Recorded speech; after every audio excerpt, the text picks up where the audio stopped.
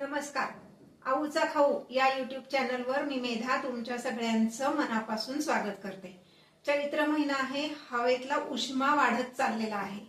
हा उष्मा कमी करण्यासाठी कोकणामध्ये विशेषतः तळ कोकण आणि मध्य कोकणामध्ये एका फळाचा वापर जास्ती केला जातो, ते म्हणजे कोकम.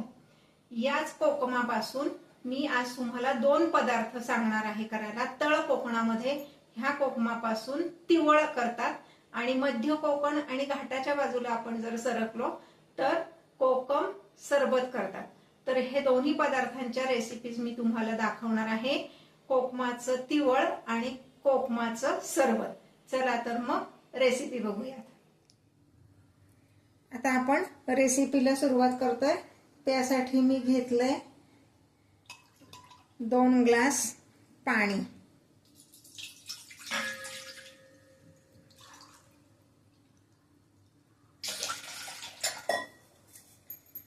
यामध्ये मी घालणार आहे कोकम आगळ.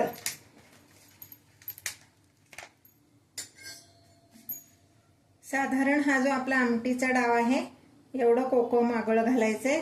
ते पण तुमच्या आवडीनुसार कमी जास्त, तुम्हाला कसं आंबट आवडतं त्याप्रमाणे केलं तरी चालणार आहे. आता ह्यामध्ये मी घालणार आहे बारीक चिरलेला गूळ, 1 मोठा चमचा. हा पण तुमच्या आवडीनुसार तुम्ही थोडंसं कमी जास्त केलं प्रमाण तरी चालणार आहे. यानंतर ह्यामध्ये आपण घालणार आहोत काळं मीठ 1/2 चमचा आणि आपलं रेग्युलर जे मीठ असतं ते पण 1/2 चमचा.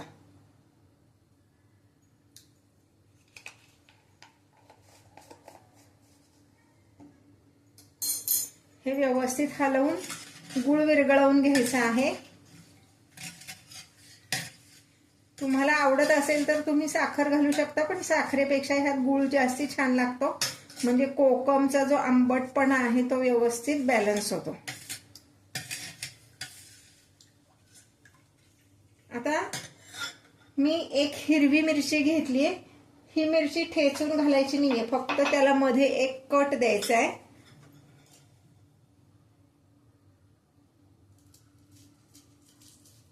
हे पासामध्ये कट द्यायचा आहे आणि ही मिरची ह्यात टाकून ठेवायची. आणि 1च लसणीची पाकळी आपण चिमट्याने किंवा वाटीने अशी थोडीशी प्रेस करायची, दाबायची आणि ही ह्यात घालायची.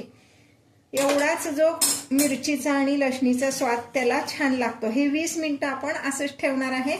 20 ते 25 मिनिटात त्या लसणीचा आणि मिरचीचा स्वाद त्यामध्ये छान उतरतो. अगदी खूप उग्रट स्वाद आपल्याला नकोय, फक्त त्यात लसूण घातल्याची टेस्ट आपल्याला हवी आहे.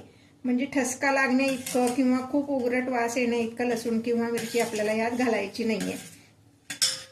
तुमच्याकडं असेल अवेलेबल तर 2च पानं पुदिन्याची अशी हाताने थोडीशी मोडून घालायची किंवा हातावर कुस्करून घालायचे.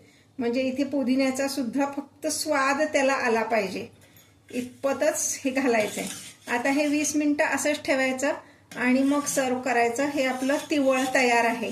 जनरली जो अगदी तळ कोकण आपण म्हणतो म्हणजे सावंतवाडी, गोवा ह्या भागात हे तिवळ उन्हाळ्यामध्ये नेहमी पिलं जातं, की जेणेकरून आपल्याला उन्हाळ्याचा जो त्रास आहे तो कमी होतो. हे पहा, आता 15-20 मिनिटं झालेली आहेत. ह्यातला गूळ पूर्ण विरघळला आहे आणि आता हे आपण सर्व करणार आहोत. ह्यातली मिरची बाजूला काढून ठेवायची आणि लसूण पण बाजूला काढून ठेवायचा आहे, कारण आपल्याला त्याचा खूप तिखटपणा त्यात नकोय, जस्ट स्वाद त्याचा आला पाहिजे. म्हणून हे मी बाजूला काढून ठेवणार आणि मग हे सर्व करणार.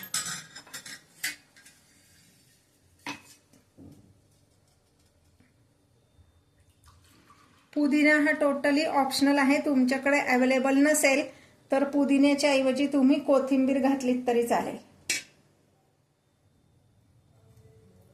आता आपण कोकम सरबताची रेसिपी बघतोय. मी त्यासाठी घेतलाय 2 ग्लास पाणी.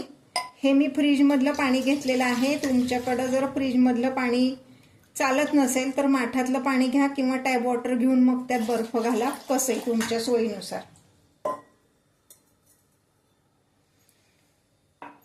आता ह्यामध्ये मी घालणार आहे कोकम आगळ.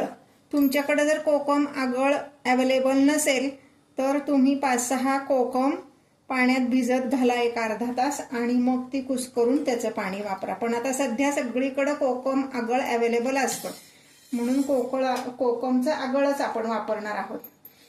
यामध्ये मी घालणार आहे खडीसाखरेची मी पावडर करून घेतली. खडीसाखर का तर खडीसाखर ही गुणांनी थंड असते. आपल्याला उन्हाचा त्रास कमी करण्यासाठी आपण कोकम सरबत घेणार आहोत म्हणून खडीसाखर मिक्सरमध्ये बारीक करून मी ती घेणार आहे.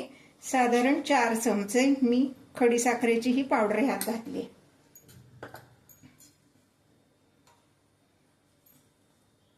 यामध्ये घालणार आहोत पाव चमचा एवढं काळं मीठ.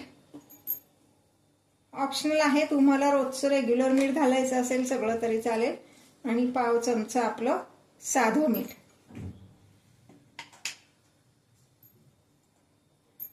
आणि पाव चमचा मी जिरे पावडर घालणार आहे.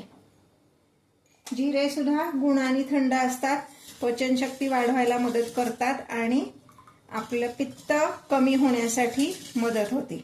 म्हणून आपण उन्हाळा चालू आहे तोपर्यंत कोकम सरबत घ्यायला काही हरकत नाही. पित्तशामक असा हा पदार्थ आहे. मी ज्या रेसिपीज तुम्हाला दाखवते त्या जर तुम्हाला आवडत असतील तर लाईक आणि कमेंट करायला विसरू नका. अगदी झटपट होणारं असं हे कोकम सरबत उन्हाळ्यात नक्कीच घ्यावं. आता चैत्र महिना चालू आहे, हवामानात उष्मा खूप वाढलेला आहे आणि उन्हाळ्याचा त्रास खूप होतो. तर तो उन्हाळ्याचा त्रास कमी करण्यासाठी आपण कोकम सरबत घ्यायचं असतं. अजूनपर्यंत जर तुम्ही माझ्या चॅनलला सबस्क्राईब केलं नसेल तर सबस्क्राईब करा, शेअर करा, बेल आयकॉन दाबायला विसरू नका जेणेकरून माझे नवीन नवीन व्हिडिओज तुमच्यापर्यंत येतील. हे पाहता ही साखर विरघळली आहे. आपलं हे कोकम सरबत सर्व करायला तयार आहे. आता एका काचेच्या ग्लासमध्ये आपण हे सर्व करू शकतो. मी फ्रीज मधलंच पाणी घेतल्यामुळं मी दुसरं काही आता ह्यात घालणार नाहीये, बर्फ वगैरे. हे आपलं कोकम सरबत तयार. किती छान मस्त रंग आलाय बघा.